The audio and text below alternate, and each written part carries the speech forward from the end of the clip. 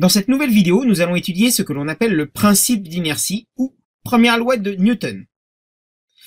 Un petit topo pour commencer sur ce que l'on appelle des forces qui se compensent. Toujours pareil, une balle posée sur une table, la balle est soumise à son poids et le support exerce sur la balle la réaction. Vous voyez qu'elles sont dans la même direction, de sens opposés et de même longueur. Donc, si je mets la verte, si je superpose la flèche verte sur celle du poids, la orange, vous voyez qu'on retourne au point de départ. C'est-à-dire que le bas de cette flèche va correspondre à la flèche ici, donc on revient ici. Ce sont donc des forces qui se compensent. Un autre exemple de force qui se compense, ici. Vous voyez que on a par exemple le poids, ici, une autre force verte et une force jaune. Si je descends la verte à la suite de la orange, donc elle va partir comme ça, jusqu'ici, et pareil, je mets la jaune à la suite de la verte, donc la jaune va partir d'ici pour revenir par là au point de départ. Ce sont donc bien trois forces qui se compensent. Nous allons maintenant voir ce que l'on appelle le principe d'inertie dans son énoncé. Cette phrase est à connaître par cœur et il s'agit également de la comprendre. Si les forces qui s'exercent sur un corps, donc, se compensent, ou s'il n'est soumis à aucune force, et ça c'est important, donc si les forces s'exercent sur un corps, se compensent, ou s'il n'est soumis à aucune force, alors le corps sera immobile ou en mouvement rectiligne uniforme. Donc encore une fois, à partir du moment où le corps ne subit aucune force, le corps sera soit immobile, soit en mouvement rectiligne uniforme. La même chose si les forces se compensent. Quelques applications. Une force n'est pas nécessaire pour entretenir un mouvement. Pourquoi? Tout simplement parce que si un objet est déjà en mouvement rectiligne uniforme, il va rester dans son mouvement de rectiligne uniforme. L'application d'une force, ça on l'avait déjà vu, modifiera le mouvement.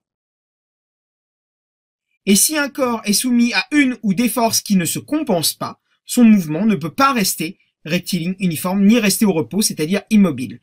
Donc encore une fois, cette phrase est à connaître par cœur sur le bout des doigts. Si les forces qui s'exercent sur un corps se compensent ou si elle n'est soumise à aucune force, alors le corps est immobile ou en mouvement rectiligne uniforme. À partir du moment où vous avez un objet qui est immobile ou un objet qui est en mouvement rectiligne uniforme, ne vous cassez pas la tête, vous avez des forces qui se compensent forcément ou il n'y a pas de force. Voici l'application sur le mouvement d'un glaçon. Vous lancez un glaçon sur une surface glissante dans le référentiel terrestre. Et vous voyez qu'on va voir sur sa chronophotographie que, globalement, à quelques frottements près, vous avez un mouvement qui est rectiligne uniforme. Pourquoi? Sur une surface glissante, le glaçon est lancé. Il y a très peu de ce qu'on appelle des frottements, qui sont des forces qui sont à l'inverse d'un mouvement, qui ralentissent le mouvement d'un système. Donc là, hormis les quelques frottements que l'on peut voir, parce que effectivement ici c'est légèrement ralenti par rapport au début, on a un mouvement rectiligne uniforme. Donc on va dire que l'on néglige les frottements. Le mouvement est donc rectiligne uniforme. Nous allons voir quelques petites animations pour illustrer tout ça. Première petite animation. Vous avez un ballon de basket qui est sur une pente et qui va être après sur une surface plate. Regardez bien les forces. Ici, le ballon de basket subit son poids, vertical vers le bas, et la réaction du support. Alors, ici, la réaction du support, normalement, part bien d'ici. Ici, elle a été mise au même point d'application pour que vous voyez un petit peu comment la réaction du support va varier en fonction de la pente. Mais nous sommes d'accord, le point d'application du ballon de basket, ici, sur la pente. Donc R partirait de là pour aller ici, jusque là. Regardez l'évolution de R. Ici, R commence à devenir vertical. Voilà. Donc, et ici, le ballon a commencé à être sur la surface plane, R commence à être légèrement en arrière de la verticale. Pourquoi? Parce que le ballon est ralenti, donc il y a une force de frottement qui n'est pas ici.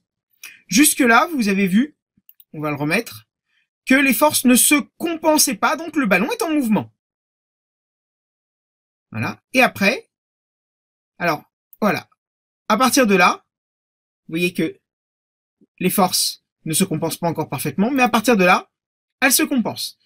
P et R sont parfaitement verticales, de même longueur et de sens opposé.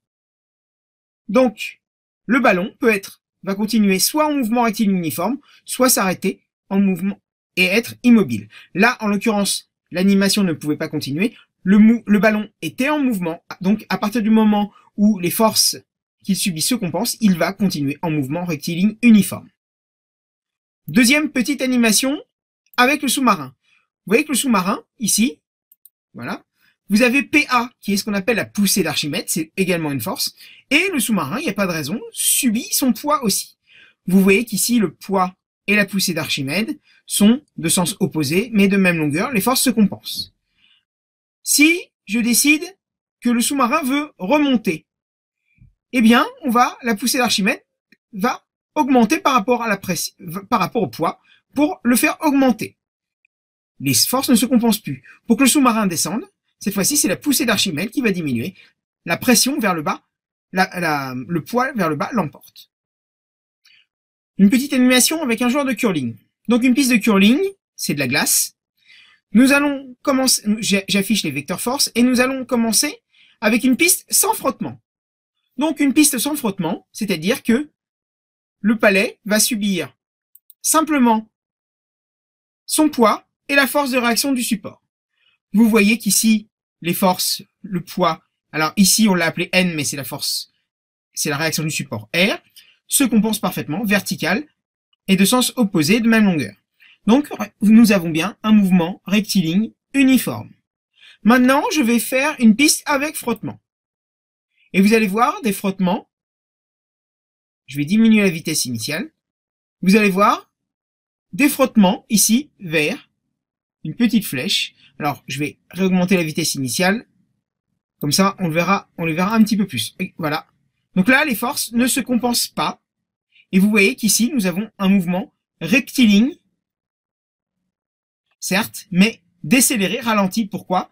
Parce que la somme des forces, certes le poids et N ici se compensent, mais vous avez la petite flèche verte qui est une troisième force, les frottements, qui est vers l'arrière, donc qui va dans le sens opposé à celui du mouvement, donc qui va ralentir le palais. Donc ici, la somme des trois forces ne se compense pas, donc nous n'avons pas un mouvement rectiligne uniforme.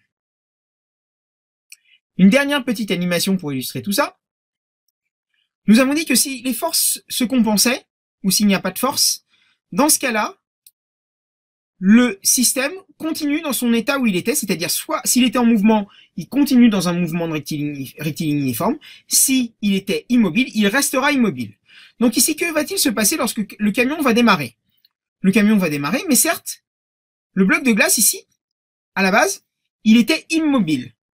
Eh bien écoutez, démarrer, il va rester immobile. Pourquoi? Parce qu'il n'y est retenu à rien du tout, contact sans frottement entre le glaçon et le camion, donc il va rester à l'endroit où il est, il subit son poids et la réaction du support simplement. Des forces se compensent, il reste donc immobile. Il l'était, il le reste. Avec le bus, maintenant, regardez, le bus s'est arrêté, je vais le remettre, et le glaçon est en mouvement, il va continuer son mouvement rectiligne uniforme. Il était en mouvement, il va donc rester en mouvement et rectiligne uniforme, il va donc partir devant. C'est ce qui vous arrive globalement quand vous êtes dans le métro, vous n'êtes pas attaché et que le métro freine brusquement, vous partez en avant. Eh bien, vous subissez le principe d'inertie. Merci à tous.